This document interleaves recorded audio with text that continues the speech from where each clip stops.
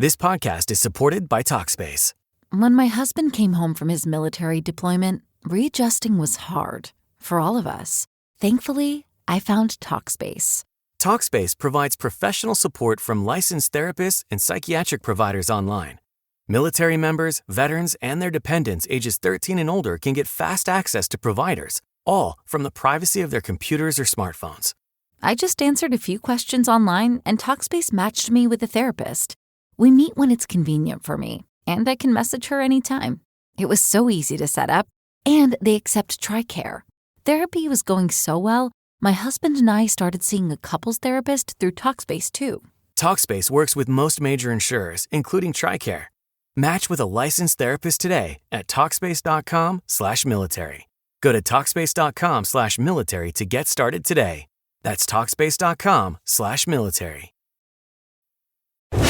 Breaking down every game, every day in Major League Baseball. This is the Baseball Betting Show. Here is your host, Greg Peterson. A warmer for the low. Welcome to lovely Las Vegas for the Baseball Betting Show with myself, Greg Peterson, now part of the VSiN Family Podcast. We've got an excellent podcast for you.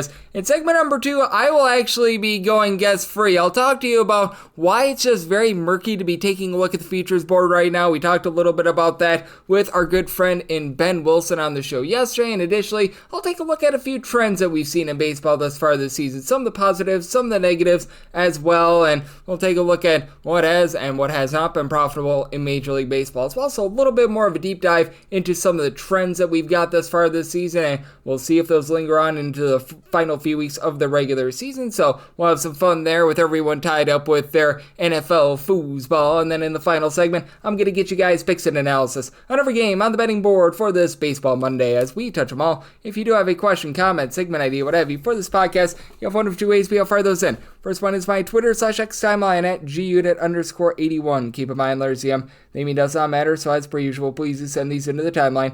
And the other way is find an Apple Podcast review. If you rate this podcast 5 stars, it is very much appreciated. From there, you're able to fire in whatever you'd like to hear on this podcast via that 5-star review. While I did not get in any Twitter/X questions today, everything is powered by EdgeBoost. EdgeBoost is making sure that bettors are able to have access to their funds whenever and wherever they want with EdgeBoost. 100% of gambling transactions do get approved. And when you go to edgeboost.bet, make sure you put in that promo code of Greg, G-R-E-G. That'll get you a $1 match on your first deposit up to $25. And now let's take a look back at everything that we did see in baseball on Sunday. Try to find some trends and try to get to know these teams a little bit better. Games from yesterday is Greg buzzing about. Here is the rowdy recap. Your top under team in all of baseball is the Cincinnati Reds, and they played yet another under on Sunday. They get the win over the New York Mets, this by a count of 3-2. As for the Mets, Brandon Sproat in his MLB debut, not bad. 3 runs allowed in 6 innings. He punched out 7. Reed Garrett and Tyler Rogers both led a scoreless inning, and there were a pair of solo runs for the Mets that were their lone form of offense. Brett Beatty, 16th home run season off of Hunter Green, and Tony Santillan,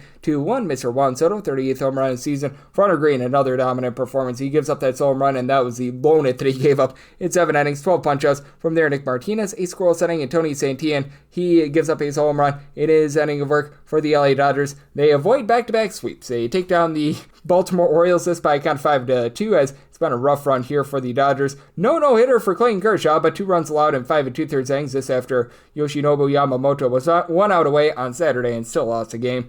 Edgar Enriquez was able to come in for an out of the bullpen. Squirrels, Justin Robelski, 2 scoreless innings at Jack Dreyer, a scoreless inning, and Shohei Ohtani goes deep twice off of Tomoyuki Sugano, 47th and 48th of the season, and Sugano gives one up to Mookie Betts, 16th home run season for Sugano. Not a long outing here, 4 runs allowed in 3 innings, including those 3 bombs surrender. Grant Wolfram, 2 scoreless innings, and then Cade Stout, Keegan Aiken, Yennier Cano, don't you know, they all gave you a scoreless inning with Rico Garcia not throwing the ball over the mountains, but throwing the ball over the plate. He allowed a run in his inning of work for the Detroit Tigers. They fall to the Chicago White Sox, this by a count of 6-4. As for the Southsiders, Davis Martin gives up 4 runs, but only 2 of which were earned in 5 1/3 innings. There were a pair of errors out there in the field that did not help his cause, but Brandon Iser, Jordan Leisure, Mike Facil, all in a scoreless inning, Grant Taylor. Pair of outside the bullpen scoreless with Lennon Sosa going deep off of Charlie Morton. 20th home run season for Morton. Gives up 3 runs over the course of 3 innings. Tommy Canley from there gives up 2 runs in 2/3 of an inning of work. Everyone else was pretty solid. Will Vest, Rafael Montero, both led a scoreless inning. Troy Melton, he gives up a run in 2 innings. And Tyler Holton, 4 outs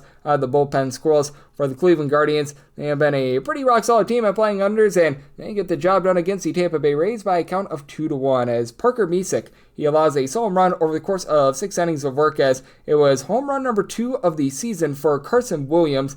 Nothing else doing from there for the Tampa Bay Rays, as Matt Fassel, Hunter Gaddis combined for 2 scoreless innings, and Cade Smith a scoreless inning of his own. For the Tampa Bay Rays, Drew Rasmus 7-5 scoreless innings, but Garrett Clevenger gives up 2 runs in 2/3 of an inning. Griffin Jax, Mason Montgomery, Edwin Uceta all ended scoreless inning, with Kevin Kelly giving you an out of the bullpen scoreless, but for the Rays, they go 0-6 with men in scoring position, so that was no brainer for them getting the job done. And the team with the best record in baseball, the Milwaukee Brewers, they rack up another win, 10-2. They take down the Pittsburgh Pirates as the Miz Kid, Jacob Mizorowski, 1 run allowed in 7 innings. Yo Pimes does give up a run in an inning. Craig Yoho, a scoreless inning. And for the Brewers, they said yo-ho to going 5 of 17 with men in scoring position. No home runs, but they do a nice job getting to Bubba Chandler.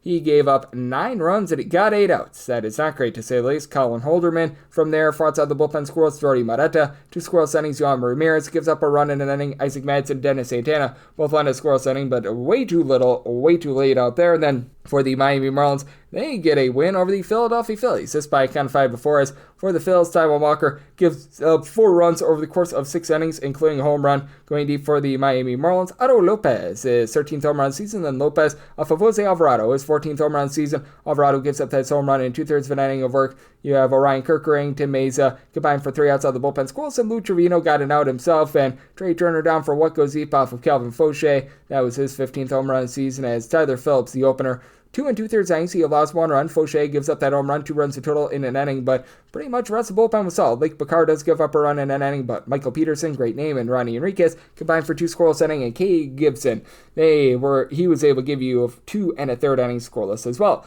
The Minnesota Twins are able to hand it to the Kansas City Royals by a count of 5-1, and Royals, very good under team this year, 60 overs, 80 unders, and 2 pushes, as for Minnesota, Bailey Ober was on it in this one. 1 run allowed in 5 1/3 innings. Cole Sands makes the Royals pound Sands. 5 outside the bullpen scoreless. Cody Funderburk, Genesis Cabrera combined for a scoreless inning, and Justin Topa delivers a scoreless inning as well. For Cody Clemens, 16th home run season. Byron Buxton, his 30th. As for the Kansas City Royals, Michael Lorenzen, he does give up in this one 4 runs over the course of 5 1/3 innings, including those 2 bombs. Daniel Lynch gives up a run in 2/3 of an inning, but Taylor Kirk, Anel Serpa, they combine for 3 outside the bullpen scoreless. Sammy Long and Luinder Avila, they were able to combine for a scoreless inning as well. You were able to get a lot of scoreless innings out of the Walker, Texas Rangers, as they take it to the Houston Astros by a count of 4-2. A little bit of a surprise start for Framber Valdez, and he's out giving up 3+ runs in 5 out of his last 6 starts. 4 runs for Which weren't given up in 7 innings, including a home run to Jake Berger, 14th home run season. Craig Kimbrell from there, a scoreless inning. And for Texas, you had Patrick Corbin give a relatively solid start. 5 2/3 innings, allows a run. Phil Matone, 4 outside the bullpen scoreless, and then Robert Garcia, Sean Armstrong. They're able to combine for a pair of scoreless innings, so they find a way to get to the window, and so do the LA Angels. They take down the Athletics, this by a count of 4-3. Angels have been one of your top over teams in all baseball, but they were able to get a relatively good start out of their young gun in Mitch Ferris. 2 runs allowed in 6 innings out. Both were solo home runs, as Tyler Soderstrom goes deep for home run number 24 of the campaign, and Will McIver, his 3rd home run season. Luis Severino gives up 3 runs in 5 innings, and he allowed a home run to Joe Adell, who sets fire to the rain, 35th home run season. Tyler Ferguson, Sean Newcomb, both on a scoreless inning, as Osvaldo Bido gives up a run in his 3rd of an inning, while Michael Kelly got a pair of outs out of the bullpen scoreless, but for the Angels, bullpen did their job. Reed Detmers does give up a run in an inning, but Luis Garcia, Kenley Jansen, they're both able to turn a scoreless inning. Not a lot doing for the Colorado Rockies on Sunday. That's been far for the course this season. 8-1, the Padres get the win. As for the Padres, Dylan Cease made the Rockies cease and desist. 1 run allowed in 5 innings. Audrey Monajon, 2 scoreless innings. David Morgan, Ron Madanaccio, they combine for a scoreless inning. And then Manny Machado, Roman Laureano both get their 23rd home runs of the season. And then Gavin Sheets, 19th home run of the season. Jackson Merrill, his 10th. As Tanner Gordon gives up 3 of those 4 bombs. 6 runs allowed in 3 2/3 innings. Luis Peralta gives up the other one. 2 1/3 of an inning, giving up 2 runs. Antonio Senzatella actually good in long relief. 3 2/3 innings scoreless, and Anthony Molina scoreless inning, but Rockies offense unable to do anything whatsoever, though the Nationals in the 9th inning were able to do a whole heck of a lot to the Chicago Cubs. 6-3 the final. As for the Washington Nationals, they trailed in this game by a count of 3-1 going into the 9th inning, and if you, like me, had the Cubs on the run line and under 8.5 runs, yeah, that was rough to say the least. As for Andrew Alvarez, not necessarily the start that he was looking for the Washington Nationals, Cardinals. He gives up 2 runs over the course of 4 2/3 innings, and he does allow a bomber along the way as Carson Kelly gets his 15th home run season, then off of Mason Thompson. He gets home run number 16 of the campaign. Thompson gives up that home run in his inning of work, but then you had Mr. Clayton Beater give you 4 outs out of the bullpen scoreless. Jackson Rutledge, Jose Ferrer, Linus scoreless inning, and for Josh Bell, he goes deep off of Daniel Palencia, 17th home run season. Robert Hassel, his 3rd home run season off of Palencia as well, who got no outs and gave up 5 runs, all of which were in Drew Pomeranz, the opener, a scoreless inning. Colin Ray set it Parade coming out of the bullpen for 5 1/3 innings, allowing 1 run as a bulk guy.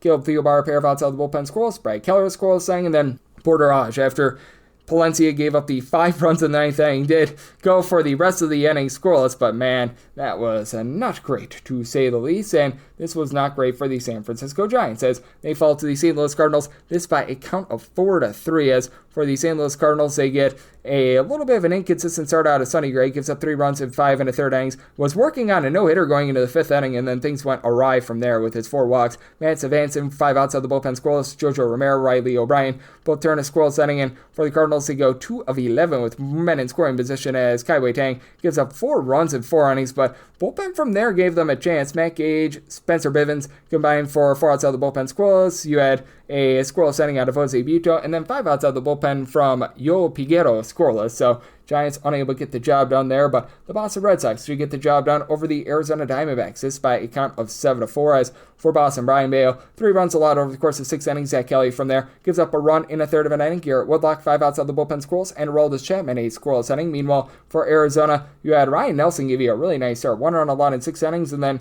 the floodgates opened up as Ryan Thompson gives up 3 runs, 1 of which was earned in 2/3 of an inning. Taylor Rashid, 1 2/3 innings. He gives up 3 runs, all of which were earned. Jake Woodford, and Kyle Bacchus combined for 3 outs out of the bullpen scoreless, but Red Sox able to go 5 of 14 with men in scoring position, so they persevere and they do find a way to be able to get the job done. And the Blue Jays, your top over team in all baseball, 80 overs, 57 unders, and 6 pushes. They are unable to get it done against the Yankees. This by a count of 4-3, as for Toronto, Max Scherzer gives up 4 runs in 4 1/3 innings. Did get 8 strikeouts, but also allowed a home run to Ben Rice, 23rd home run season. Bullpen from there did their part. Braden Fisher, Jeff Hoffman both give you a scoreless inning. Ryan Baruchi, 5 outs out of the bullpen scoreless, and then for the New York Yankees, you had Max Fried give you 7 innings. He gave up 3 runs along the way, but Devin Williams, David Bennar, they do not poop the Bennar. They're both able to give you a scoreless inning. And if you're taking a look at trend-wise, what we're getting in baseball overall this season, we have seen things be very overwhelming recently, as over the last 7 days, the over rate in baseball is right around 51.1%, 45 overs and 43 unders, and moneyline favorites are just getting absolutely destroyed. 40 and 51 on the money line. That's 56% to underdogs over the last 7 days, and if you look at the last 30 days, favorites only getting at 54.5%, 223 and 186 on the money line. Meanwhile, the over rate is 52.2% over the last 30 days, 206 overs to 189 unders. Overall for the season, the unders are still reigning supreme at 51.1%, 1,048 unders to 1,002 overs, and the money line favorites hitting at about 56.4%, 1,197 and 926. So that's what we're seeing in baseball right now, and that's what we all got on Sunday. Now let's take a look at what we're getting trend-wise in baseball, and why the futures board is so murky right now. That's up next right here on the Baseball Betting Show with myself, Greg Peterson, now a part of the BC Family of Podcasts. This podcast is supported by Talkspace. When my husband came home from his military deployment, readjusting was hard for all of us. Thankfully, I found Talkspace. Talkspace provides professional support from licensed therapists and psychiatric providers online. Military members, veterans, and their dependents ages 13 and older can get fast access to providers, all from the privacy of their computers or smartphones. I just answered a few questions online, and Talkspace matched me with a therapist. We meet when it's convenient for me, and I can message her anytime. It was so easy to set up, and they accept TRICARE. Therapy was going so well, my husband and I started seeing a couples therapist through Talkspace too. Talkspace works with most major insurers, including TRICARE. Match with a licensed therapist today at Talkspace.com/military. Go to Talkspace.com/military to get started today. That's Talkspace.com/military. Breaking down every game, every day in Major League Baseball. This is the Baseball Betting Show. Here is your host, Greg Peterson. And we're back here in lovely Las Vegas for the Baseball Betting Show with myself, Greg Eaps Peterson, now part of the VSiN family of podcasts.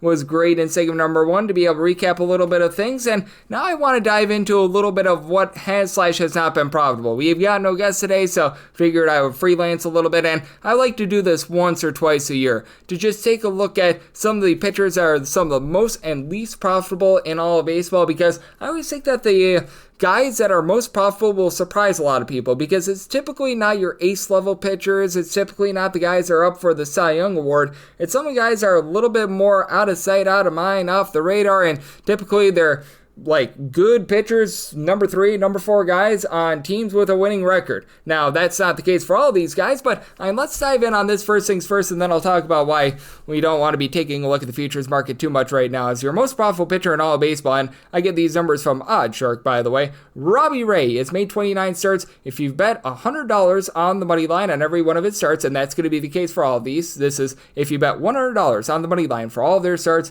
you're up with Robbie Ray $997. Rock solid pitcher on a team in the Giants that's a few games above 500. Now, these next few guys are going to be a little bit more surprising. Trevor Rogers on the Orioles, but that's because he's been so dominant, and you're getting plus money with the Orioles on darn near every one of his starts. In 15 starts, you're up $903. Adrian Hauser, he had that nice run with the Chicago White Sox, now on the Tampa Bay Rays. 17 starts for him. If you bet $100 on the money line, you're up $884. Now, these are more of the guys that are more, shall we say, the number 3, number 4 guys on relatively rock-solid teams. Lucas Giolito, 23 starts, you're up $825, as obviously been solid with the Red Sox. Eric Lauer has been solid with the Blue Jays. This doesn't include his bulk and relief appearances, only starts. $781, you're up in his 15 starts. Quinn Priester of the Brewers, you're up $777 on his 21 starts. Jackson Jobe, who's been out for quite a while for the Tigers, but he made $763 in his 10 starts, so yay verily. And this one is a big giant shock. Cal Quantrill, he doesn't have great numbers. He's now on the Atlanta Braves, spent much of the season with the Miami Marlins. You bet him in his 26 starts, you're up $746. That's mainly because you're getting a lot of plus prices there. And then you've got more of these again. Number 3, number 4 guys on these relatively solid teams like Jose Quintana, up $739 in his 22 starts. Jose Barrios in his 28 starts, you're up $733. And then some of the least profitable pitchers in all of baseball, a few of them are predictable, and a few of them are guys that you might be a little bit more surprised with. Jack Flaherty, your least profitable pitcher in all of baseball right now. In his 28 starts, you're down $1,434 if you bet his money line for $100 in every one of his starts. Now, a lot of these guys are guys with relatively high ERAs, again, on teams that aren't necessarily, and air quotes here, losing. Now, you got some guys that are on losing teams. We'll dive into them in a second. Looking at you, Andrew Heaney, 23 starts, down $837. But a lot of these guys are on 500 teams, maybe even a little bit better. Justin Verlander, you're now $1,146 in his 25 starts, mainly because we saw it on display on Saturday. It feels like the Giants just cannot get a win for this guy to save his life. Spencer Strider in his 19 starts, you're down $1,088. The entire Braves have been a money pit this season. Mike Soroka, he was with the Washington Nationals, 17 starts, $998 is what you're down there. Well, he made 1 or 2 starts for the Cubs before. I'm pretty sure he's injured. Eric Fetty, old Eric Fetty Wap, he was with the Cardinals and then with the Braves, 24 starts, you're down $998. Chris Paddock with the Twins and the Detroit Tigers, 27 starts, down $923. And then another Brave, Grant Holmes, 21 starts, down $837 before we get to Heaney, who I mentioned. Then you got guys who are just on bad teams like Chase Dollander, 20 starts, you're down $810. Aaron Savali, most of his starts with the White Sox, 18 starts, down $795. Jack Leiter's a little bit surprising, 25 starts, you're down $770. Shane Smith, 25 starts, you're down $740. And then Chad Patrick of the Brewers, he's been the one guy that's not been profitable, mainly because he made his starts before the Brewers really got hot. In his 20 starts, if you bet $100 on all of them, down $762. So I do think that you've got a lot of intrigue and a lot of fun there. And when it comes to the teams that have been really the best and the worst in terms of making you money all season long, obviously I go over the over rate all season long. The Blue Jays have been that top over team with over 58.5% of their games going over the total. And then the Reds. This is a team that has really been playing to the under. 59% of their games have gone under the total, but there have been quite a few teams as far this season that have been able to do a relatively solid job in the underdog role. I just mentioned it in the previous segment, the fact that underdogs are hitting well above 55% over the last 7 days, and if you bet the Houston Astros on the money line, you've been very profitable. They're 25-18 outright on the money line as an underdog this year. That's 58.1%. The Toronto Blue Jays, 39-31 on the money line as an underdog. Brewers, 36-29 on the money line as an underdog. The Seattle Mariners, 22-20 here. And Diamondbacks and Padres are both break even, 29-29 for the Diamondbacks. Padres, 32-32. Should come as no shock as who the worst team has been on the money line as an underdog.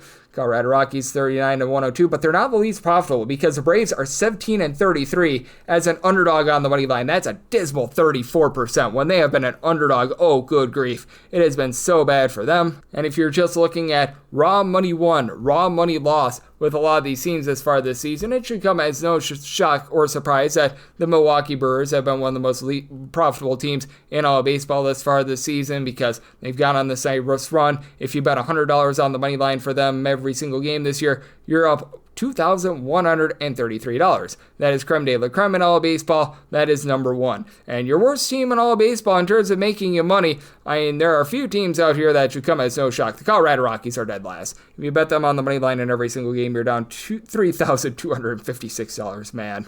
Just not great to say the least. But, I mean, the Atlanta Braves are right there at number 2 if you bet them on the money line, despite them having a much closer to 500 record. They're down $2,912, and I mean, their money line as a favorite in terms of record is 48-45 as a favorite, 14-32 as an underdog, as I laid out a little bit before, and then the Minnesota Twins. You're down $2,561 if you've bet every one of their games on the money line thus far this season. Another one of those teams that just things did not go well for them. You can tell the overachievers and the underachievers based on how much money they have won/lost to thus far this season. Like the Miami Marlins are right now 11 games below 500, but you're up $932 if you bet them on the money line in every single game thus far this season. Meanwhile, the LA Dodgers, even though they're leading the NL West, you're down $1,734 if you bet them on the money line in every single game thus far this season. So it's not all based on the just overall sheer win/losses. It's about how these teams are valued and how these teams are priced as to whether or not they're profitable or not. Like right now, the best team out there in the American League is the Toronto Blue Jays. $1,260 is what you're up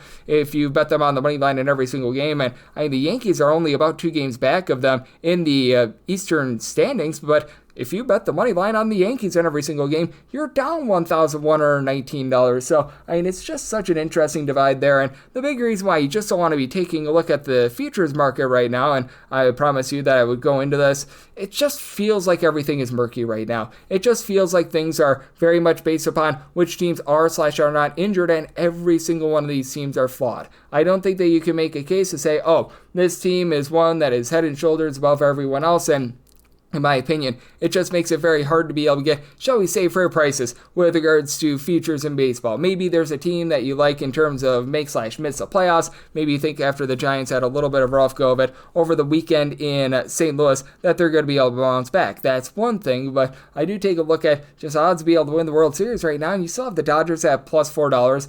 The Brewers are at plus 750, the Phillies are at plus 650, and then the Yankees are at plus 750 as your top 4 teams, and I just don't know where the value lies with a lot of these teams, as right now, because it's so open in baseball, you have got quite literally 12 different teams that are 16-1 or less at most books. Now, this is going to vary a little bit. You might have those 12 teams more at like 18-1 or less at a different books, things of that nature, but I mean, the only team that is currently not in the playoffs that is really giving you any sort of bang for your buck perhaps is the Texas Rangers at 65-1, and then everyone else is more than 150-1. So you're banking on some team that's out of the playoffs right now being able to make a playoff run. You get a lot of value there, but other than that, it's just very murky. It's very tightly knit. You're probably going to be able to get a little bit more money if you just bet some of these teams game to game as of right now, especially with a lot of these teams that are more in that 13-16-1 range, like the Astros, the Padres, the Mets. You need them to continue to win games in order for them to be able to just make the postseason. Then if you bet them with regards to their playoff series,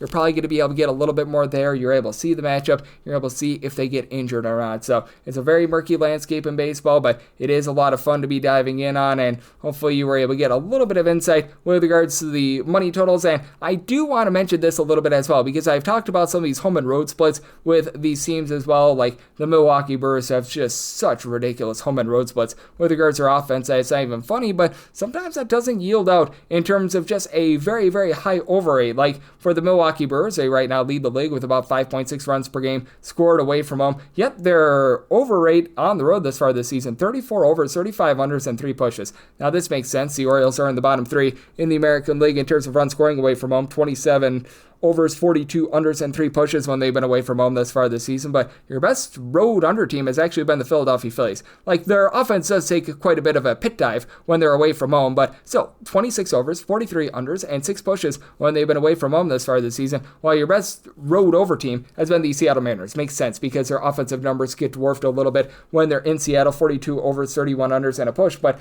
number 2 is actually the New York Yankees, which I think that we maybe overrate a little bit about how much of a bandbox Yankee Stadium is. Certainly that short porch in right field helps out a lot of hitters, but still, 37 overs, 30 unders, and 4 pushes when they've been on the road this far this season. And if you're looking for the best scoring ballpark in all of baseball this year, that has been Toronto. I know that there was a lot of hype a few years ago when they redid the ballpark dimensions that it was going to lead to a few more runs. Really didn't do so in the first few years. Has this year. 42 overs, 25 unders, and 2 pushes thus far this season. Los Angeles, number 2, 39 overs, 29 unders, and 4 pushes. And your best under ballpark in all of baseball, Kansas City and Texas have been the top 2. Kansas City, 27 overs, 47 unders, and a push. In Texas, it's been playing, if you look at the Baseball Savant numbers, just much more to pitchers this year. 26 overs, 45 unders, and a push. So some very interesting data there. Hopefully you enjoyed this. We had no guests today because football is now back in our lives, but I'm with you guys every single day. And coming next, we need to try to find you guys some winners. I'm going to give you guys picks and analysis on every game on the betting board for this Baseball Monday as we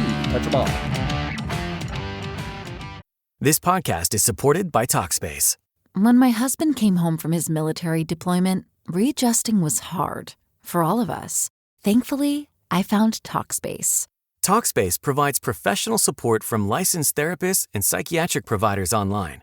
Military members, veterans, and their dependents ages 13 and older can get fast access to providers, all from the privacy of their computers or smartphones.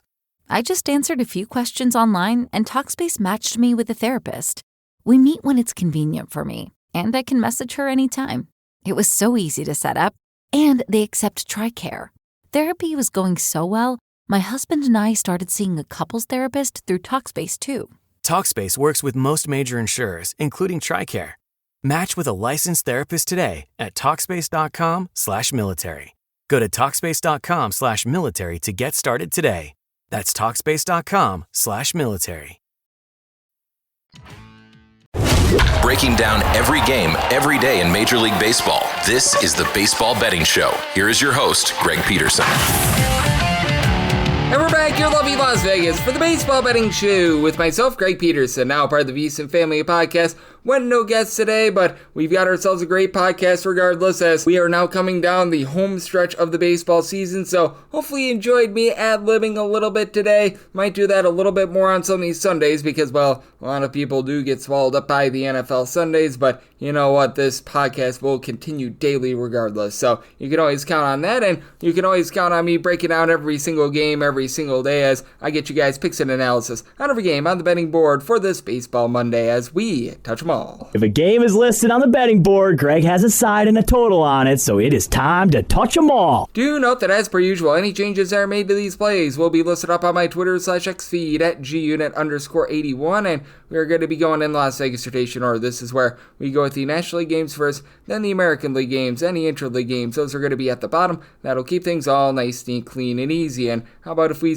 do start out with this first game of 9:51, 9:52 on the card, the Washington Nationals. They are on the road. They're facing off against the Miami Marlins. We do know that Jansen Junk is going to look to not be that for the Miami Marlins, and it is currently to be determined, listed up on the board for the Washington Nationals, though it is looking like it's going to be Cade Cavalli who's going to be getting the start for them. Might be Cavalli. I always get that one incorrect, but that said, if it is Mr. Cade going up against Jansen Junk, did set the Miami Marlins at a -147 on the money line. We'll go up to a -146 there, plus 148 or better. Looking at the Nats, and then set a total of an 8.6, 8.5 or less, in on the over, a 9 or higher the under. You do have a Washington Nationals team that is dead sinking last in terms of bullpen ERA. And for Cade Cavalli, he has been very good at home, but he has been quite shaky on the road, albeit the competition that he's been playing against, like the New York Yankees going on the road there, that plays a little bit of an impact here. But for him, he's been posting up a 4.85 ERA, 1.8 home runs, 2.4 walks allowed per 9 innings, so that's been a little bit less than tremendous. And in his last 2 road starts, again,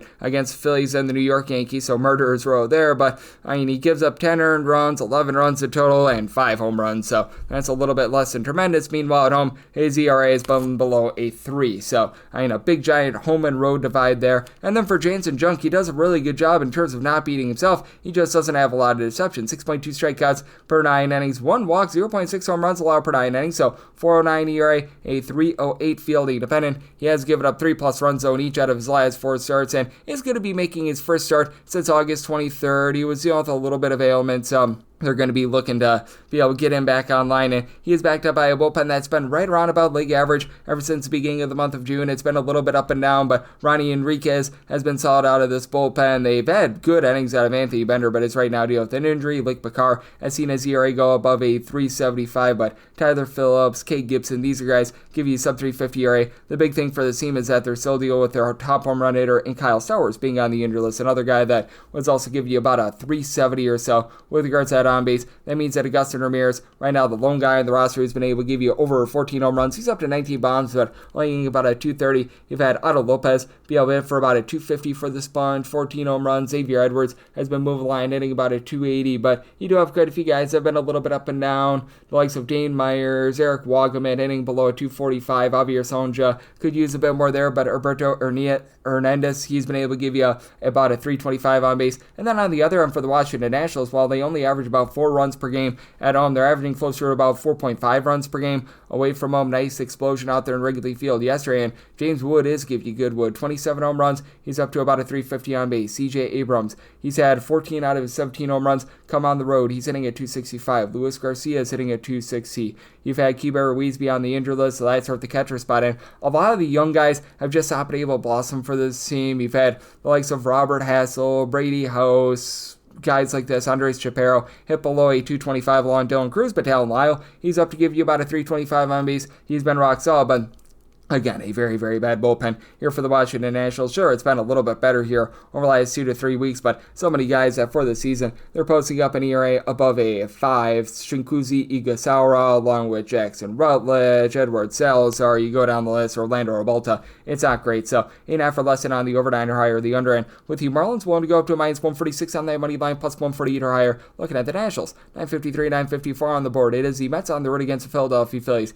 Aaron Nola looks to be super for the Phils, and Nolan McLean is on the bump for the Mets. The Mets who find themselves anywhere between even money to minus 105 and between minus 108 to minus 115 as the number on the Phils. The 9 total has juice anywhere between minus 105 to a minus 115 with both the over and the under end. For McLean, he has been very exceptional in his first 4 starts, giving up a combined 4 runs, sub 150 ERA, 9.6 strikeouts per 9 innings, has allowed 1 home run in 26 1/3 innings, so I made him the minus 110 favorite. I'm going to be one to go with the Mets on the money line for Nola since he's come off the injury list. A whopping 8.38 ERA. He has not been great. He has given up 4 home runs in 19 innings and change ever since coming off the injury list, so he's really allowing the hard contact. Now, reinforcements have come in for this Philadelphia Phillies bullpen. You now have Jose Alvarado, who's able to hold down the fort for this team, as he, Tanner Banks, Matt Strom, Yohan Duran, these are guys give you a sub 350 ERA in that bullpen, and right now they don't have Jordan Romano out there, which that's actually very much a good thing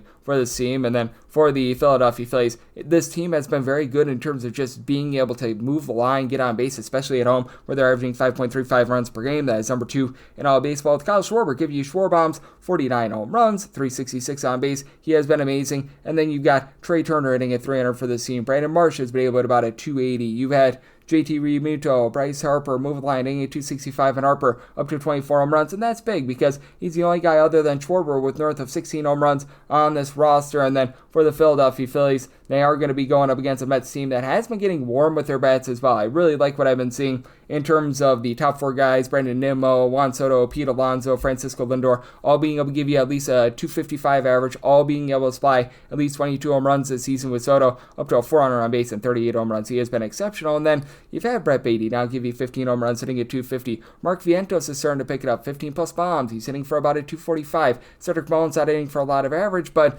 for the Mets, the biggest thing for them is being able to get this bullpen online, because it has been a rough run for Ryan Helsley. He's been posting up an ERA above a 6 ever since he got to New York. Reed Garrett has been a little bit up and down recently as well, but Brooks Raley has been solid, a sub-3 ERA. Tyler Rogers and Gregory Soto, since they got to town, have been able to post up a sub-3 ERA, and even though Edwin Diaz sometimes makes things adventurous, typically he does get the job done. So this is a total I set at an 8.8. I think that Noah gets a little bit more online, so I'm in on the under, but won't trust McLean here. I'm going to be looking at the Mets on the money line. 955, 956 on the card. The Atlanta Braves play out the Chicago Cubs. Shota Imanaga is on the bump for the Cubs, and Bryce Elder hopes to not be elderly for the Atlanta Braves. 8.5 is the total. Over and under both at minus 110. For the Cubs, they are between minus 130 to minus 135 favorites. Plus 115 to plus 120 is that number on the Atlanta Braves. And for the Bravos, I did set them at a plus 142, so I'm going to be willing to trust in the Cubs on the money line. Less than savory series against the Washington Nationals, and a less than savory day yesterday. And for Shota Imanaga, I do believe that he's doing for a little bit of regression. 3.15 ERA, but a 4.58 fielding independent, giving up a 1.7 home runs per 9 innings. The swing and miss stuff has been quite a bit better recently. 5+ strikeouts in 5 out of his last 6 starts, but still for the season, only getting about 7.1 strikeouts per 9 innings. Has now allowed 3 runs approximately in 3 out of his last 5 starts as well. And for Bryce Elder, he's been better recently. We'll give a little bit of credit where it is due. A combined 3 earned runs, 4 runs in total over the course of the last 3 starts, but still a 5.54 ERA, 1.4 home runs, 3.2 walks allowed per 9 innings, and the fielding independence of 4.73. So that shows a little bit of sign of improvement, but man, this has just been an almighty brutal season for him. And for the Atlanta Braves, they just got completely gashed against the Seattle Mariners yesterday. This bullpen has just not been performing up to snuff this season. Raciel Iglesias has had all sorts of issues. Aaron Bummer being on the injury list, honestly, is not a bad thing. You've got the Dylans,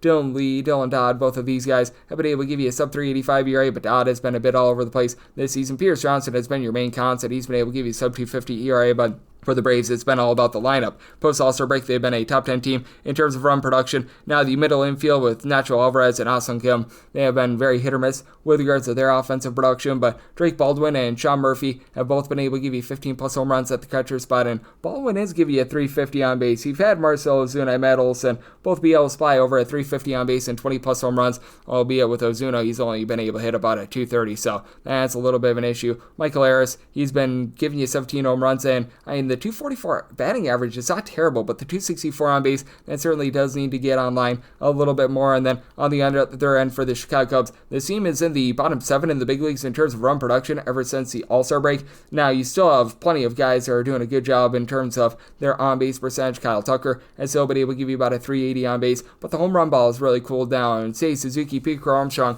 have been stuck on 27 and 28 home runs for a very long time. Michael Busch starting to get back online, 26 home runs, about a 340 on base. Ian Happ has been able to give you 340 on base with 22 home runs for Dansby Swanson, 20 for Ian Happ. As for Swanson, he's hitting for about a 250, and like Carson Kelly, he's been able to give you about a 350 on base, but I do take a look at this circumstance, and I do think that the Cubs get to Bryce Elder, and I do think that Imanaga is doing for that regression, so I set my total 9.2. I like the over, and with the Cubs, I did set them on the money line at a minus 142, as I just have some confidence in this bullpen. I know that they had a rough go of it yesterday, but still have the likes of Drew Pomeranz, Daniel Palencia, Brad Keller have all been able to give you a sub-3 ERA thus far this season. Did have to go through quite a few guys yesterday, as they did use Pomeranz as the opener, but looking at the Cubs on the money line, and I'm going to be in on this over. 957, 958 on the card. The Padres playoffs, the Cincinnati Reds, and yes, we're on to Cincinnati. On to Nick Lodolo getting the start for them, and on the other end right now, it's to be determined for the Padres, so this game is off the board. And when I was last checking, it was expected to be one Mr. Yu Darvish on the bump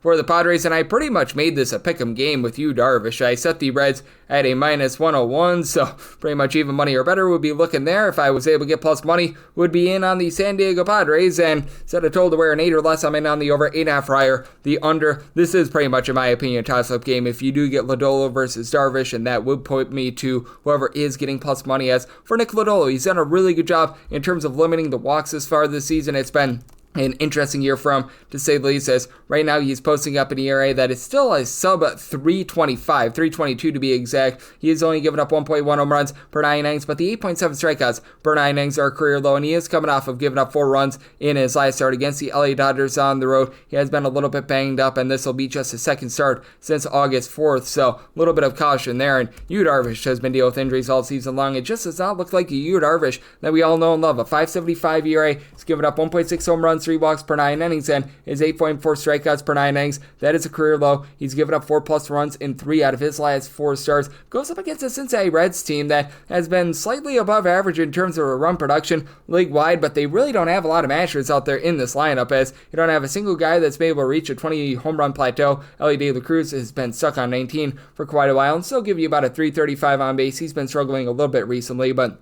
you do have a pair of guys with 14 bombs in Austin the Hayes kid, Matt McLain. McLain not hitting for a lot of average, but Hayes is hitting at 265. Novoli Marte has been great. He's hitting at 285, 12 home runs. TJ Friedel has been able to give you about a 365 on base. Gavin Lux has been able to give you about a 350 on base. And I do think that this is a Reds team that is just doing a great job in terms of being a whole is greater than the sum of its parts sort of bunch. And Cabrian Hayes has been a really good pickup, 355 on base out of him. And then the bullpen. It's not great. It's not awful. They're right around about league average in terms of their ERA. I'm a little bit off put by the amount of home runs that Emilio Pagan gives up, but he and Luis May both give you about a 335 to 345 ERA, though May has been dealing with some injuries all season long. Graham Ashcraft has been very up and down, 375 ERA as the long guy for this team. He hits the injured list, so that's been a bit of an issue for this team, but you've got Tony Santillan posting up a 275 ERA. Yuzovar Zuleta, hopefully I said that correct, has looked pretty promising in his small amount of appearances as well. And then on the other end for the San Diego Padres, the real strength of this team has been their bullpen. They entered into their weekend series in Coors number 1 in terms of bullpen ERA. Did give up a few runs on Saturday, but still, you have so many guys that are registering an ERA of a 3 or better. Robert Suarez, a closer, Jason Adam, Andre Motajón,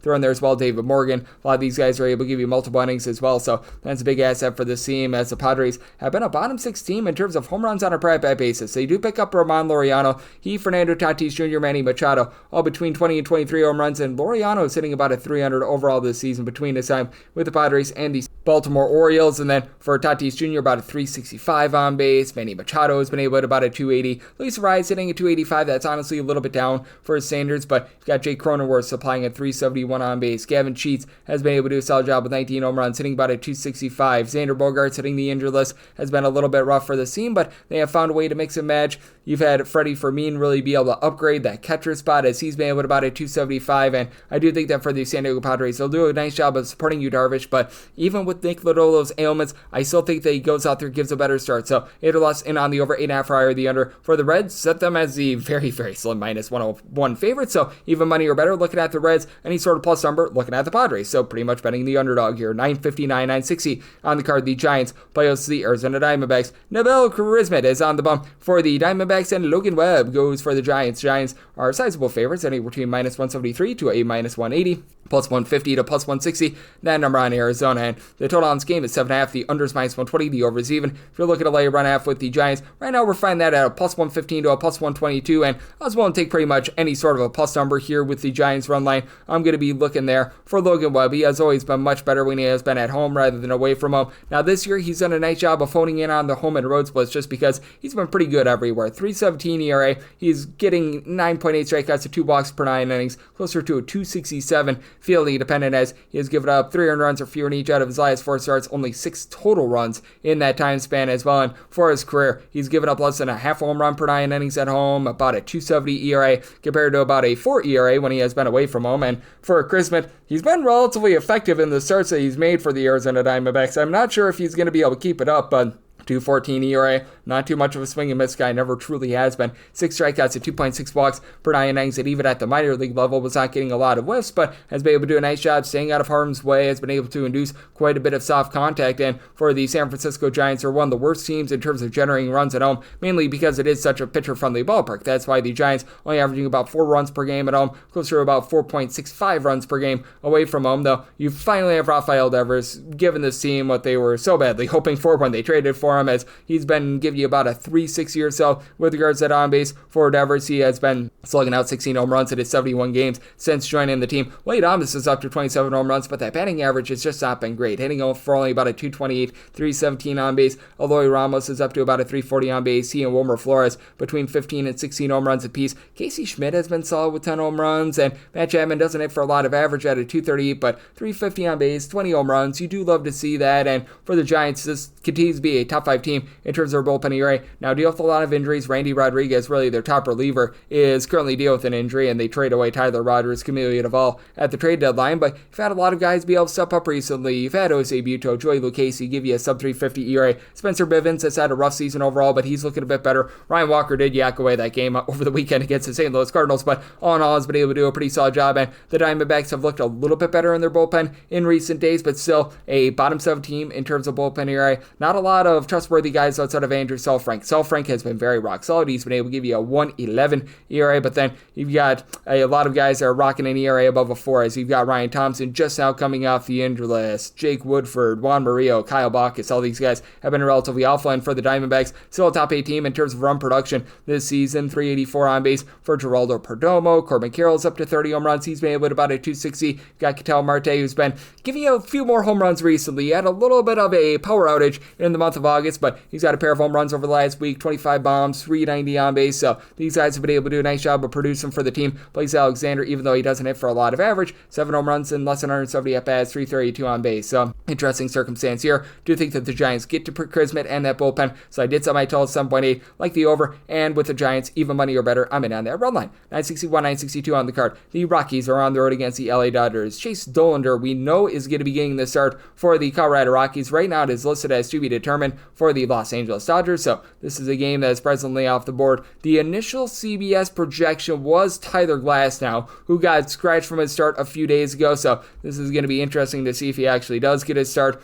or not. And if it were to be Tyler Glasnow who does get the start, I set the Dodgers at a minus 147 on the run line, minus 294 on the money line. So I would need at least plus 195 to take a shot on the Rockies, and then 8 or less in on the over, 8.5 or higher the under. If it's not Glasnow, you have to think that it's a little bit of a piecemeal game. Maybe you're seeing like Justin Robelski giving you some bulk innings, and that would push it to more like a minus 135, minus 140 on terms of that Dodgers run line. Then 8.5 or less will be in on the over, 9 or higher to the under. Now, a little bit of a lower total here than I would typically put in terms of a Chase Dollander start, because Chase Dollander has really big home and road splits. Like, you look at him overall for the season, and it's been a rough year. 6.77 ERA. He's given up 4.5 walks per 9 innings. He's only been able to get 7.5 strikeouts per 9 innings. But when he's been pitching on the road, he has been a pretty presentable pitcher. As for Mr. Dollander, he's got an ERA of a 9.98 at home. At home, he has given up over 2 home runs per 9 innings. On the road, closer to about 1.15 home runs per 9 innings with a 3.64 ERA. So you do love to be able to see that. On the other end, if you do get Tyler Glasnow, he's been giving up over 4 walks per 9 innings, but has been able to do a nice job limiting the damage, still give you a sub 350 ERA. And if you do get some of these guys like Justin Robelski and company, you're going to need to hope that he's coming out of the bullpen as a bulk guy, because he's been much better coming out of the bullpen rather than being a actual starter. And for the LA Dodgers, this has been a bullpen that's been all sorts of brutal. We saw that on display when Yoshinobu Yamamoto was 1 out away from a no-hitter, and then the bullpen completely yaks it away. Now, the good news is you've got a lot of guys like Tanner Scott, Kirby Yates, and Blake Trinan now off the injury list, throwing there Michael Kopech as well. But I mean, other than Kopech and Trinan, these guys have not necessarily performed the world's greatest. Robelski did have to get used up yesterday as well, so you're probably going to be looking at, if you don't end up getting Tyler Glasnow in the start, probably a little bit of Jack Dreher, who he had to throw a few innings in the start yesterday, and you're probably going to be just mixing and matching a lot of guys. Emmett Sheehan, I would think, might be a little bit of a candidate, but I know that he's been dealing with some injuries as well. So, I mean, it's just a cavalcade of different guys that you're going to be looking to be able to hold down the fourth there. But you still have a Dodgers lineup that at home has been able to average over 5.6 runs per game. That leads the big leagues. Though without Max Muncy, it has been a very rough run for them, as without Max Muncy, man, this team has been in the bottom half of the big league since the beginning of the month of July in terms of overall run production. Though Shohei Ohtani, 390 on base, 48 home runs. You know what to expect there. Andy Paz has been able to give you 24 bombs. He hits a 270. Freddie Freeman always moves the line, 370 on base, 19 home runs. Teoscar Hernandez, 21 home runs. But it just isn't the same without Max Muncy, as you typically just have some of these middle infielders not do their part. Michael Conforto continues to have a miserable year, and then on the other end, it's a Colorado Rockies team that's 29th out of 30 teams in terms of their bullpen ERA. It has been a just absolutely awful year for them, and they are dead last in the big leagues in in terms of run production away from home, and dead last in terms of on-base percentage away from home. Hunter Goodman has been great on the road. 16 home runs, hitting at .260. I mean, that's all you can ask for. Nobody else on the team has more than 7 home runs away from home, with Jordan Beck hitting at .210 with 7 home runs away from home, and then Brenton Doyle has been hitting below the Mendoza line away from home. Same for Ezekiel Tofar, Orlando Arcia. A lot of guys have just been struggling in general, and then with this bullpen, you've had Victor Vodnik, Jeremy Herget be able to give you a sub-350 ERA, but then past that, you've got the likes of Nick Anderson, Zach Ognos, who's been dealing with injury, Anthony Molina, Ryan Rolson, these guys posting up over a 5 ERA. So if you do get Glasnow up to about a -147 is what I'd be laying on that run line. Probably closer to like a -130, -135 in terms of bullpen game. Bullpen game, 8.5 or less. Looking at the over 9 or higher, the under. If it is Glasnow going up against Zoolander, 8 or less to the over, 8.5 or higher, the under on that total. 963, 964 on the card. The Royals are on the road against the Guardians. Slade Cicone is on the bump for the Guardians, and Ryan Bergert is on the bump for the Royals. The Royals are a slim underdog between even money to +108 and between -115 to a -120 is Edna Brown Cleveland with a total of 8 to 8.5 on the 8.5 unders -125, overs +105 on the 8, the overs -120 and the unders even. And for Bergert and the Royals, I did set them at a -103 on the money line, so I'm going to be willing to lay that for Ryan Bergert. He has been able to do a really good job in terms of keeping things out in front of him and limiting damage. He's given up 1 home run and 3.8 walks per 9 innings, which you do want to see the walks per 9 go down, but he's still rocking a 261 ERA. He's been able to do a really good job of just being able to stay within himself, 8.5 strikeouts per 9 innings, and has given up 2 earned runs or fewer in each out of his last 8 appearances. So he has been incredibly consistent. Now goes up against Cleveland Guardians team that is dead last in the big leagues in terms of on-base percentage. They are 27th in terms of overall run production, as it's just a very top-heavy team. You've had Jose Ramirez be able to slug out over 25 home runs. He's been supplying that 357 on-base. Stephen Kwan at the top is sitting about a 275, and then past that, Kyle Manzardo's giving you 25 home runs, but not a lot of average, and there's just so many guys that are just not able to move the line for this team. Nolan Jones, Gabriel Arias, Daniel Sheeman, all in between about a 216 to a 225, and then CJ Kafis, Will Wilson, David Fry, Austin Hedges, John Kenzie Noel, all these guys hitting below the Mendoza line of 200. That has been very much less than tremendous. And for the Cleveland Guardians, it is a bullpen that is still rock solid, top 6 team in terms of bullpen areas. You've had Emmanuel Clase dealing with the investigation, but Eric Zabrowski, Jacob Junis, Kobe Allard, Nick Enright, who just hit the injury list, by the way. All these guys have been able to give you sub-3 ERA. Even with him on the injury list, you still have Cade Smith, Hunter Gaddis. I know that these guys have had struggles, but both still below sub-350 ERA. And then for the Cleveland Guardians, Slade Cicone has been having a rough go of it. 3+ runs allowed in 6 out of his last 7 starts. He's given up 1.8 home runs per 9 innings, only getting about 7.5 strikeouts per 9, 4.78 ERA. Feeling a pennant that's very much in line with that. And for Slade Cicone, he's had really some struggles both at home and away from home. As a matter of fact, it goes up to a 5.37 with regards to his ERA at home, with about 2 home runs allowed per 9 innings. Now for the Royals, this team overall for the season in the bottom half of the big leagues in terms of run production, but you have Salvador Perez, who doesn't hit for a lot of on base, but he's been able to give you 23+ home runs. You've had a lot of power out of Vinny Pasquantino. He's been able to give you 28 home runs. He's hitting for about a 260. Mike Yastrzemski already has 4 leadoff home runs with the Royals. I recognize that outside of getting leadoff home runs hasn't done a ton, but you love to see that. They have a deal with Bobby Witt Jr. being in and out of the lineup the last few days, so you want to note that. And some of the young guys at the bottom, like Nick Lofton, Jack Caglione, Michael Massey, hitting below 225, have been less than great, but Miguel Garcia, 15+ home runs, 360 on base, that's been rock solid. So I do look at this spot for the Royals, and I do think that they get the job done against the Guardians. I set them at a -103, so like the Royals on the money line. So if I tell it at 8.1 as well, between an 8 to an 8.5, I would rather have the 8.5 under rather than the 8 over. 965, 966 on the card. The Angels play OC Minnesota Twins. Simeon Woods Richardson is on the bump for the Twins, and Caden Donna is on the bump for the Angels. And the Angels do find themselves as a slim favorite between -119 to a -130, +107 to +110 is that number. Minnesota with a total of 9. The over is -115, under is -105, and I do like this total over. I set my total 9.2 as Caden Donna. He comes up from the minor league level, very young 21-year-old. So does he have upside? Absolutely he does. But I mean, even at the AAA level, which I recognize that the PCL is a juice ball league, it's got a lot of just humidity in general. But I mean, he was posting up a 5.93 ERA. He was giving up 1.5 home runs and 5 walks per 9 innings. A 5 walks per 9 innings is much more concerning rather than the home runs. And for Simeon Woods Richardson, it's been a pretty missable run for him as well. A 4.53 ERA. He's giving giving up 1.6 home runs, 4.3 walks per 9 innings. Now, the good news is he does get to face off against an Angels team that is very all or nothing, indicated by the fact that their 300 on-base percentage at home is dead last in the big leagues. But for Woods, Richardson, 3+ runs allowed in each out of his last 4 starts, albeit there were a few unearned runs allowed in there. But I mean, both of these guys come in relatively bad form, and even though the Angels don't have a ton of guys, they're able to move the line and get on base. They certainly do have a lot of power, as Mike Trout, even though he's only hitting for like a 230 thus far this season, he's still been able to give you those 20+ home runs. You've got Joe Adell up to 35 home runs with about a 303 on base. Taylor Ward over 30 home runs, 318 on base. Yoel Moncada starting to move the line. He's been able to give you about a 340 on base.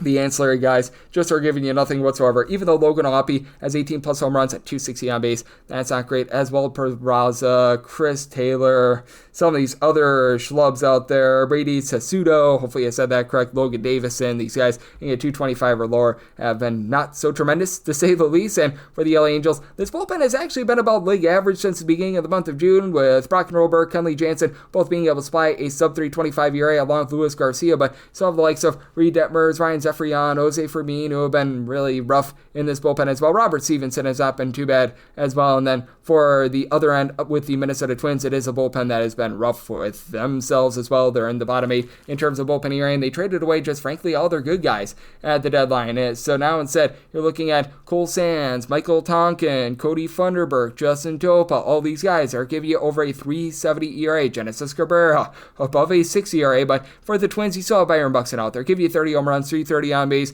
They do have a lot of ancillary guys that are just not coming through for this team. James Outman, Edouard Julien, pretty much the entirety of the catcher spot. Cody Clemens, even Matt Wallner. All these guys hitting a 215 or lower is not great. Though Wallner's up to 20 home runs at a 311 on base. Clemens has been able to give you 14 bombs. Season to forget for Rice Lewis, but Luke Shield being able to hit for above a 400 on base, I think is solid. And I do think that both of these starting pitchers really do give it up here. So my total 9.2. I like the over. And for the Angels, I set them at a minus 111 on the money line right now. We're seeing that Minnesota Twins money line right around about a plus 112. I'm going to be willing to take that plus money on the Twins money line. I think I said at the beginning that I set the Twins as a favorite. I set them as a slight underdog, but still I'm in on the Twins with this plus number, and I'm going to be in on this total over as well. 967, 968 on the card. It is the Boston Red Sox on the road against the Athletics as Luis Morales is on the bump for the Athletics, and Garrett Crochet goes for Boston. Boston does find themselves as a favorite of between minus 160 to a minus 165, and between plus 140 to a plus 145, that number on the Athletics, with 8.5 being the total.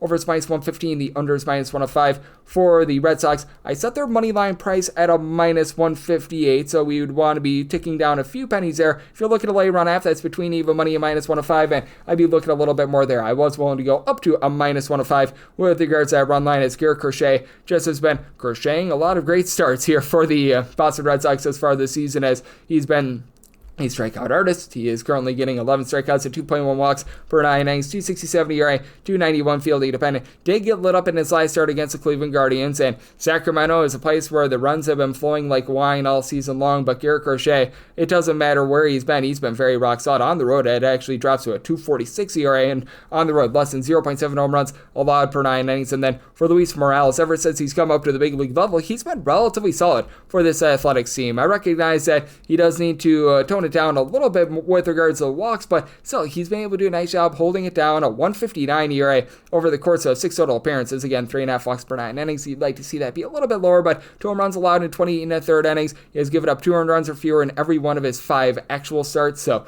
you love to be able to see that. Now, he's backed up by a bullpen that is in the bottom 6 of the big leagues in terms of ERA. They've been able to get a little bit more out of Sean Newcomb, Michael Kelly. These guys give you a sub 350 ERA, and then you've had a little bit of production out of someone like an Elvis Alvarado, but his ERA has gone back to like a 4, as Valdo Beetle, the long guy, Tyler Ferguson. You do have a lot of guys, Hogan Harris, posting up above a 4 ERA, but also for the Athletics, a quartet of guys with at least 23 home runs, all hitting at least a 260 for this team. Shea Langoliers, Brent Rooker, Nick Kurtz, and Tyler Soderstrom all there, and Kurtz has been able to give you 400 on base. Jacob Wilson, he's come back from injury. He's been solid in terms of getting on base, hitting for a 315. Now, some of these guys at the bottom, as it is a top-heavy lineup, like J.J. Bleday, Zach Loff, Will McIver, they've been a little bit of issues, but overall, it's a pretty solid lineup. And on the other end for the Boston Red Sox, no longer having Roman Anthony is rough for this team, as he was giving nearly a 400 on base, but you still have plenty of guys that are able to find a way on, as just have a lot of guys in general that are hitting we're going to call it in that neighborhood of a 245 to a 260, as you've had that Jaron Duran. Trevor Story is actually now up to a 262. Nate Eaton,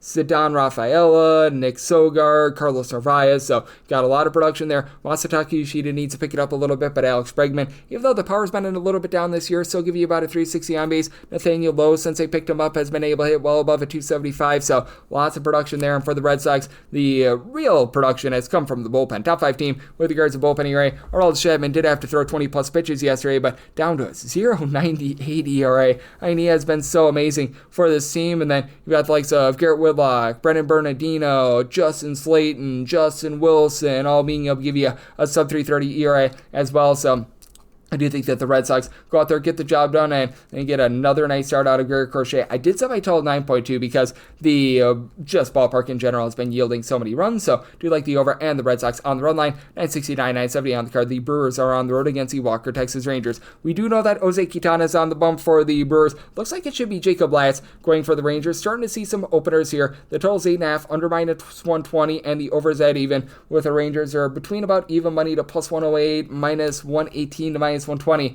is what I'm seeing on the Brewers. Set the Brewers at a minus 109 on the money line, so I would need at least a plus 110 to be able to take a shot on the Rangers. So we shall see where this line moves, as Jacob Latz has actually been very solid when he has been a starter. They can get quite a bit of length out of him, as he had 6 no-hit innings earlier in the season against the Baltimore Orioles, and last time out, 5 1/3 innings, gave up 2 runs on the road against the Arizona Diamondbacks. 3.15 ERA compared to a 3.82 fielding dependent. He's only getting about 8 strikeouts per 9 innings, and the 4 walks per 9 have been an issue, but has given up less than a home run per 9 innings, so Latz has been able to do a really good job in terms of being able to limit hard contact. And then do have a guy, Jose Quintana, who's doing for quite a bit of regression. For Quintana, he's been very lucky to have the sub 3.75 ERA that he does have, because of fielding independent, that's more in the neighborhood of a 4.86. He is not getting a lot of strikeouts, 6.2 strikeouts per 9 innings, 1.3 bombs, 3.4 walks allowed per 9 innings, has now given up a combined 9 runs over the course of his last 2 starts across 10 innings. And for Jose Quintana, I do think that we're going to see a little bit more of that moving forward with this, just for lack of a better term, lack of deception. He's actually been much better away from home rather than at home. 4.97 home ERA, 2.57 ERA on the road, and Texas has been one of the most pitcher-friendly ballparks in all of baseball. And for the Rangers right now, they are dealing with a lot of injury. Corey Seager, along with Marcus Semien being on the injured list, is not great, but Kyle Higashioka, since the beginning of the month of July, has been able to above a 300. And for the Rangers, they're, since the beginning of the month of July, generating about 5 runs per game. I don't think that this is going to be long-lasting. You just have so many guys like Ezekiel Duran, Jonah Heim, the young outfielder Michael Hellman, who have been hitting below a 230 that really don't give you a lot of power. Dylan Moore has not been giving you more, so I mean, you've got a lot out there. Alejandro Ozuna has not been able to give you too much, but Wyatt Langford, he's been supplying the power for the team, 20 plus home runs, 343 on base. Jake Berger is starting to get online. He was able to home run yesterday, and for the Rangers, this has been one of the best teams in terms of their bullpen ERAs. You've got the likes of Chris Martin, Sean Armstrong, Robert Garcia, Jacob Webb, Cole Winn, who have been able to give you a sub 3.5 ERA. Obi Milner is starting to spit the bit a little bit on this team, but overall has been pretty solid. And for the Milwaukee Brewers, this has been one of the better bullpens in all baseball since the beginning of the month of June, but Nick Mears, Trevor McGill being on the injured list does hurt this team. You still do have Jared Koenig, Aaron Ashby, Ebner Uribe, who've been able to give you a sub 3.5 ERA, but you do have a little bit of hit or miss with Rob Zanofsky and company. And for the Brewers, Christian Yelich dealing with the back issues is not necessarily something that you want to see, but with the Brewers, they're right now averaging about 5.5 to 5.6 runs per game away from home. That is number 1 in all baseball, because they just have so many guys that do an amazing job in terms of moving the line, getting on base. As you've got William Contreras, Sal Frelick, Bryce Terang, Isaac Collins, who have all been able to give you at least a 350 on base. You have been dealing with the injury to Rhys Hoskins, but you've had Andrew Monasterio be able to step up for this team. Caleb Durbin has been able to give you some good at-bats, so it's a very interesting circumstance here. Do think they can get some runs in this game, so at the 8.5, I like the over. And for the Rangers, at a plus 110 or higher, I'll look at them on the money line and wrap things up with 971, 972 on the card. The Cardinals, they play on the road against the Seattle Mariners, as Brian Wu says woohoo to another start, and Miles Michaelis goes for St. Louis. The total on this game is 7.5, over and under anywhere between minus 105 to a minus 115 for Seattle. They're anywhere between minus 210 to a minus 215 favorite. Plus 175 to a plus 191 is that number on St. Louis. I set it to where I need at least a plus 196 to take a shot on St. Louis on the money line. If you're looking to lay run half with the Seattle Mariners, though, you'll find that at even money, and I will be willing to take a shot there. I was willing to go up to a minus 104 for Brian Wu. He has given up the 1.3 home runs per 9 innings. That results in a fielding independent of a 369, but 305 ERA with giving up only about 1.7 walks, and has been able to get about 9 strikeouts per 9 innings. I love what I'm seeing there. And for Miles Michaelis, he's just pitching way too much contact. As overall for the season, our good friend and Mr. Michaelis, only 5.7 strikeouts per 9 innings. He's allowing 1.6 home runs per 9 innings, 4.89 ERA, fielding dependent, very much in line with that. Now the bullpen with the likes of Kyle Leahy, Matt Savance, and JoJo Romero all being able to give you a sub-3.5 ERA has been pretty solid. And trading away Ryan Helsley has been a good decision by them. And for the Seattle Mariners, they didn't have to burn up like any of their top guys because they won by kind of 18-2 yesterday against the Atlanta Braves. So, likes of Gabe Spire, Edward Bazardo, Andres Munoz, Matt Brash are all going to be available in this game, and we can see with Seattle, they're very much an all-or-nothing team. And Eugenio Suarez back up to 45 home runs, hardly hitting above a 200 with the Seattle Mariners, but 45 home runs is 45 home runs. Big number Cal Raleigh, 53 home runs. The on-base percentage has been relatively solid with him at about a 350, but it's been home run or nothing with him. Or a Polanco, he's up to 24 home runs. He and Julio Rodriguez both hitting between about 258 to 267. You've got Rodriguez, who's been able to do a nice job with 28 plus home runs. Tom Canzone has been one of the best in terms of moving line, about a 350 on base, and JP Crawford has been in that neighborhood as well. Randy Arozarena has been up and down, but now he's starting to get on base as well, and the addition of Victor Robles should be all help out too. And for the Cardinals, this has been a bottom 5 team in the big leagues in terms of run scoring ever since the All-Star break. As for St. Louis, Wilson Contreras has been the main constant for this team, as he's right now supplying an on-base percentage in that neighborhood about a 345, but was out of the lineup yesterday. And at some point, I think that he has like a suspension to serve for a tirade, so that's not great. But Ivan Herrera has been able to give you 365 on base. He's been solid at the DH and the catcher spot, but the young guys just have not stepped up for the team. Victor Scott, Nolan Gorman, Pedro Baez, Jordan Walker, all in a 228 or lower. Gorman has been able to give you a double-figure amount of homers and about a 317 on base, but still, you need a little bit more out of these guys, and I do think that in the end, the St. Louis Cardinals are going to have a little bit of a tough time with the Mariners, and I do think that they get to Miles Michaelis and this bullpen. So sub I told it at 8.1, like the over and the Mariners on the run line, and that'll wrap things up for the Monday edition of the Baseball Betting Show, now part of the VSiN Family Podcast. If you do like hearing from this fine podcast, Baseball Betting Show, you're able to subscribe wherever your podcasts, Apple Podcasts, Google Play, Spotify, Stitcher, and TuneIn. If you have a question, comment, segment idea, what have you for this podcast, you have one of two ways to be able to fire those in. First one is my Twitter/X timeline at gunit_81. Keep in mind, LRCM, the name does not matter, so per usual, please do send these into the timeline. Other way is find an Apple Podcast review. If you rate this podcast 5 stars, it is very much appreciated. And then from there, you're able to fire in whatever you'd like to hear on this podcast via that 5-star review. And I'm with you guys every single day on this podcast throughout the regular season and the postseason, so I'll be back with you once again tomorrow. Thank you.